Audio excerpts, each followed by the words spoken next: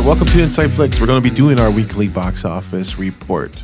Rich, tell us which films made the top five. Well, this past weekend, which is the last weekend of October, number one film in America is Black Adam with $27.7 million. Coming in number two is Ticket to Paradise with $10 million. Number three is Pray for the Devil with $7 million. Number four is Smile with $5 million. And coming in number five is Halloween Ends with $3.8 million. Let's talk about Black Adam. This is its second week. It dropped about 58%, which is kind of a normal thing for superhero movies, particularly this year. I was kind of surprised that it didn't even drop more. But there was no competition this past weekend, and it's no competition this week. It shouldn't be dropping that much, but it is normal for a superhero movie. Raymond, let me hear your thoughts on Black Adam. Is this a pretty good number for them? I don't think this is a good number. It could certainly be worse, but I mean, since the movie didn't open that big, I do consider this to be a big drop, a big loss for Warner Brothers. But I don't think this is necessarily the type of loss that should necessarily ruin Warner Brothers and DC's plans for Black Adam in the future. I think overall, it looks like the movie is going to still kind of make over $500 million worldwide. And while that's not good, I think the movie is going to overall break even. And for a character that's not very known and very really known by the general audience, I think it's still a solid number. As long as the next installment in the Black Adam franchise, I guess, makes more money than this. As long as as long as that happens, then I think everything's okay. Let me ask you this: the numbers that we're seeing for Black Adam, something to do specifically about the movie itself? It got bad reviews by critics. There are some fans who are kind of disappointed with the movie. Or does it have something to say about the superhero genre? And are we seeing early signs of like a permanent superhero fatigue? I don't know. I mean, even if this movie was getting great reviews, I don't think the numbers would be that much bigger. Because like kind of what I was saying, this is about, or this movie is going to end up making about what Ant-Man made in 2015, which was like about $500 million. And I think back then the conversation was, is superhero fatigue, setting in? And that was a movie that actually got, good reviews. And I don't think that's the case at all. I think it's just these are characters that aren't famous. This isn't Spider-Man. This isn't the X-Men. This isn't Batman.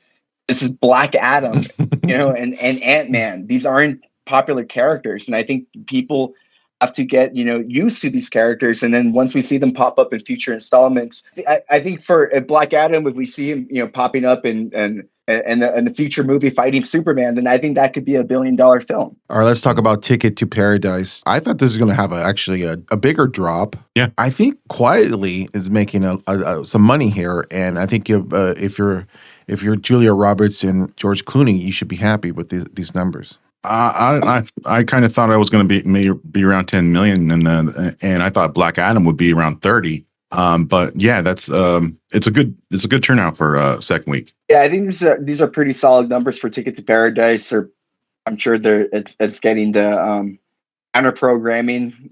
All the older audiences that I'm sure don't want to see a horror movie and don't want to see Black Adam. Yeah, I think the counting programming was perfect for Ticket to Paradise, and it seems that it seems like it's getting that Mamma Mia audience, that kind of older female-driven audience. Yeah, a fraction of it, yeah. Let's talk about the new release of last weekend was Pray for the Devil, an exorcism horror film. Didn't do that well. I don't think they promoted it at all. I mean, I think Lionsgate promoted it probably just even less than Fall. I think Fall was even a bigger hit for them on this one. But Pray for the Devil, I haven't heard anything good about it. Yeah, I heard awful things about this movie.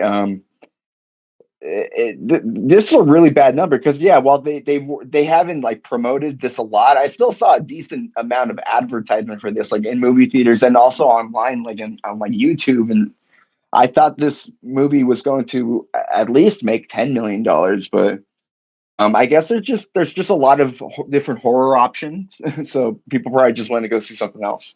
Let's talk about Smile, because I think this is right now with those numbers right now is a bona fide horror hit of the Halloween season. It's doing fantastic numbers. It's over 90 million and over 90 million internationally. So, I mean, this is really the biggest surprise of the season. Yeah, it's another huge win for Paramount Pictures, who's turned out to be the biggest studio of the season, or definitely of the year so far. So with Top Gun Maverick, with Scream earlier this year, and Sonic sequel. Mm-hmm. Yeah, Paramount's before 2022, you would think Paramount was in the dumpster or on the ropes, but now they came out swinging this year, and Smile is just one more surprise hit under their label. Yeah, I mean, I totally wasn't expecting Smile to outgrow Black Phone, because Black Phone was, I think, previously the biggest horror film of the year, but Smile has surpassed it. And it's not. It seems like it's not going anywhere. It's going to continue staying in the top 5 for at least a couple more weeks. Yeah, I think so too. So on the opposite of that spectrum, we got Halloween Ends, which really is a big disappointment at this point. Yeah, they should be doing the opposite of the smiling, which is a big old frown. This turnout, I mean, it's definitely a disappointing number for Halloween Ends. It's definitely still a good number for the Halloween franchise. This is definitely not the lowest this franchise has seen. It's still one of the biggest numbers for the Halloween franchise. So, and while the movie is very divisive, I mean, it's still a moneymaker. Mm-hmm. All right, Rich, tell us the rest of the top 10. Coming in number 6 is Lyle Lyle Crocodile.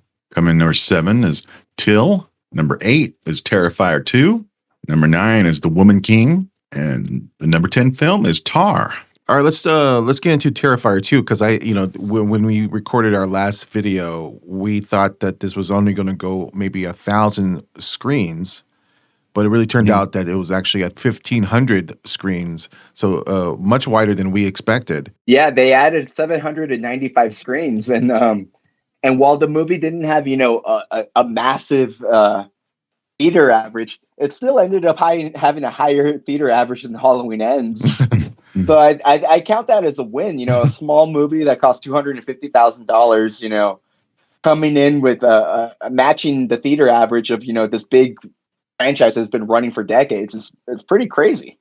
It is, and it's impressive. It is, and it was a gamble because it was the Halloween, or it's the weekend before Halloween, and so they took a gamble, and maybe it didn't pay off as much as they wanted. I think it's still a very much a success story, and it's going to most likely end up making around $10 million in theaters. The success is getting 1,500 screens for this little film in itself. I mean, it's a total success for this film. Yeah, I agree. All right, now let's look ahead to next week. Rich, tell us which movies are coming out in wide release. Opening up wide this weekend is The Estate, and also One Piece film Red, which is an anime film. And expanding in more theaters is Armageddon Time.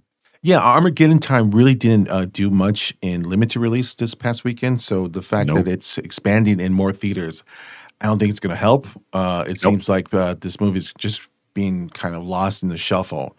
Estate is a comedy. It's from the people who brought you Death at a Funeral.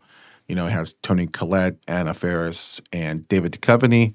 Most likely it's not going to do, that much of business. A lot of these movies are coming out. There's no real big competition. And so I expect Black Adam is going to be number 1 again. And not by a lot. Yeah. No, I think it might be maybe 20, hopefully 20, hopefully 20 plus. Yeah. No way, but hopefully. Black Adam has to hopefully come in at like 18, 17. Yeah, I'm saying 20 would be good. Yeah, 20 would be amazing. 20 would be amazing. Yeah, I think it's going to be a very quiet weekend. I think it's going to be a low number for every film that's coming out. Rich, let's look at limited release. What movies are coming out in limited? Well, and other films other than Banshees of Inisherin, which will come out in more theaters this weekend. Something in the Dirt and Bardo, False Chronicle of a Handful of Truths, and Causeway, which will be also an Apple TV Plus. So Banshees of Inisherin, that's going to be opening up in limited release, more theaters, because it's now only in select cities. Something in the Dirt. This is a new film from the guys who brought you The Endless and Synchronic. This is Justin Benson and Aaron Moorhead. This is kind of their pandemic movie. They were kind of shot during the pandemic, and they star in it. This is like their new cosmic horror film. Bardo, which is the Netflix film that's getting a theatrical release, probably most likely in a couple theaters. This is the new one from Alejandro G. Iñárritu of Birdman fame. This is kind of his Fellini-esque semi-biographical drama. And Causeway is the new Jennifer Lawrence film, which no one's really talking about, but that's coming out and it's also going to be available on Apple TV. I heard very kind of middling things about that movie, that Jennifer Lawrence movie. Yeah. Maybe that's why people aren't talking about it. All right, let's get into streaming. What's going to be playing on streaming, Rich? Streaming on Netflix this weekend is Enola Holmes 2, and on Amazon Prime is My Policeman, and Oscar season has begun, and it's called Weird, the Al Yankovic story, which will be on Roku channel. Big buzz for Weird, the Al Yankovic story with Daniel Radcliffe as Weird Al. But who got Roku? I mean, like how big? I do. I know you do, but I mean, it's like Roku is huge, right? I'm not saying that it's not available. I mean, I'm just saying that it's if you wanted to really see this, you would need a Roku player of some kind because it's not going to be available on VOD. You can't buy this off of Amazon or iTunes.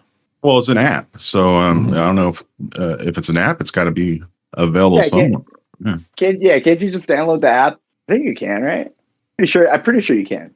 I don't know, but I mean, it is kind of shocking to me though. Of the three kind of like big streaming movies coming out, the one I'm looking forward to is like this parody movie about Weird Al's life. Yeah, I'm interested in seeing it too. I think it might be a very fun comedy. It's supposed to be a heightened version of Weird Al. The short they did like all those years back, I think it was with Aaron Paul or whatever. Yeah, that thing was really funny. So I mean, I guess if this is going to be like a 2-hour version of that or whatever. I could see them pulling it off, I guess, with based off what we've seen of the trailer. I guess I could see them pulling it off. And I mean, all the critics are loving it, right? Yeah. So, yeah. Is there any interest in Enola Holmes 2? I haven't even seen the first one. Yeah, I saw the first one. It's a decent film. Yeah, and it'll do well for Netflix. Yeah, it'll be big for Netflix. Bring on Superman. Yeah, sure. Or Superman movies. All right. That was our thoughts on the box office. We'll be back next week with more box office results and more movies. More Black Adam. More Black Adam and more movies to talk about. All right. Thank you for watching InsideFlix. Bye-bye.